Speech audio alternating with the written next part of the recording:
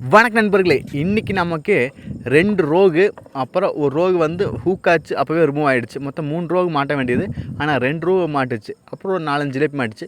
இந்த மீன்கள் நான் எப்படி பிடிச்சுன்னு சொல்லி பார்க்கலாங்க. இந்த ஒரு ஸ்கிப் பண்ணாமல் பாருங்கள். இது மாதிரி ஃபிஷ்ஷிங் சம்மந்தப்பட்ட வீடியோஸ் தான் வருதுங்க. அதாவது ஹூக், அதாவது ஸ்பைடர் ஹூக்கு, பால் செட், இது மாதிரி ஹூக்கில் எப்படி மேக் பண்ணல நம்மளே. அதே போல் ஃபிஷ் ஃபுட், அதாவது பைட் எப்படி மேக் பண்ணலாம், மாவு எப்படி தயாரிக்கலாம், இது மாதிரி அப்புறம் விரால் மீன், அவரி மீன், ஸ்னேக் அட் ஃபிஷ்ஷில் எப்படி பிடிக்கான்னு சொல்லி தனித்தனி வீடியோ போட்டிருக்கு.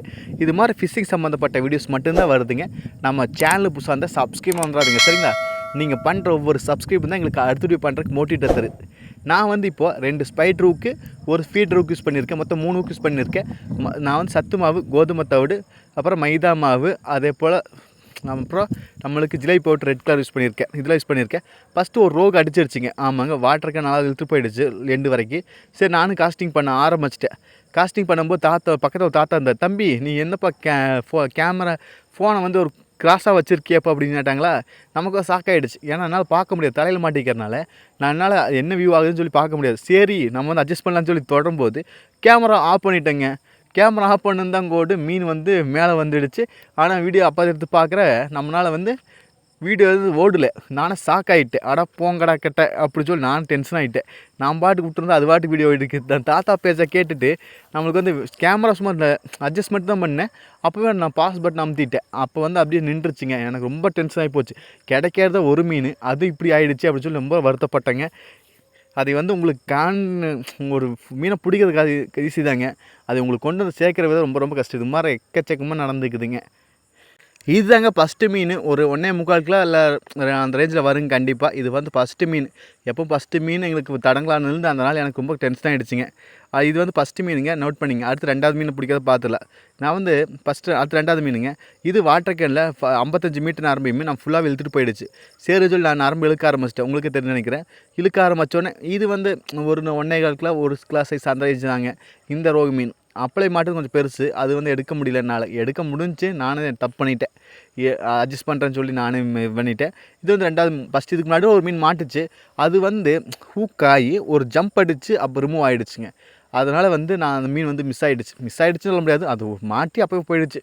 அது கணக்கிலே வராது. அதனால் விட்டுட்டேன். இப்போ வந்து நம்மளுக்கு வந்து 2வது மீன். இது நல்லாவே டஃப்பே கொடுக்கல. நம்ம இழுக்கும்போது அப்படி சீராக ஒரு நேர்கூட அமைதியாக பொட்டி பாம்பாட்டாக வந்துச்சுன்னு சொல்லாங்க. ஒரு நேர்கூட வந்துச்சு. எனக்கு பயம், இப்படி வர மீன் தான் முன்னாடி வந்து நல்லா வாரி அள்ளுமே அப்படி சொல்லிட்டு பயந்துகிட்டே இருந்தேன். ஆனால் இது வந்து எந்த ஒரு அமைதி, அது வந்து இது மனக்கிற ரவுடி மீன்லாம் கிடையாது. சாந்தமாக வந்து நம்மளுக்கு வந்து கரையேறிடுச்சுங்க. கரையேறும்போது ஒரு டஃப் கொடுத்தாரு பார்த்தீங்களா, பருது மீன். பார்க்கும்போது தெரிஞ்சிச்சு இது ஒரு கிளாஸ் சைஸ் 1.25 கிலோ அந்த ரேஞ்சாக இருந்துச்சு. எனக்கு இதுக்கு முன்னாடி மட்டும் ஒரு பெரிய மீன் தான், அது மிஸ் ஆகிடுச்சு.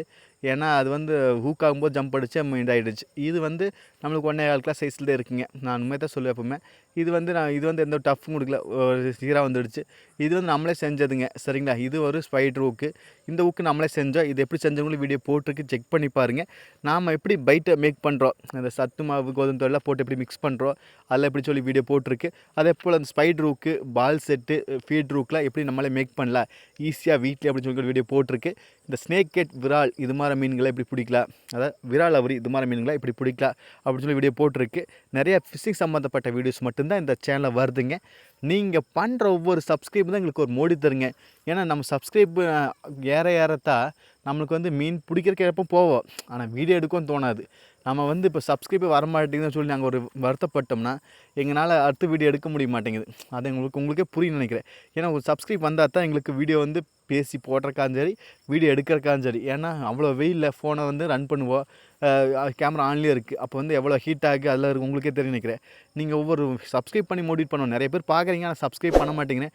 நீங்கள் பண்ணுற ஒவ்வொரு சப்ஸ்கிரைப் தான் எங்களுக்கு அப்டேட் பண்ணுறதுக்கு மோட்டிவேட், சரிங்களா? இது மாதிரி ஃபிஷிங் சம்மந்தப்பட்ட வீடியோஸ் தான் வருங்க. அடுத்து என்ன வீடியோ போடலான்னு சொல்லி நீங்கள் கமெண்ட் பாக்ஸில் சொல்லுங்கள். மீண்டும் ஒரு நல்ல பொருள் சந்திப்பு நண்பர்களே. Bye, take care.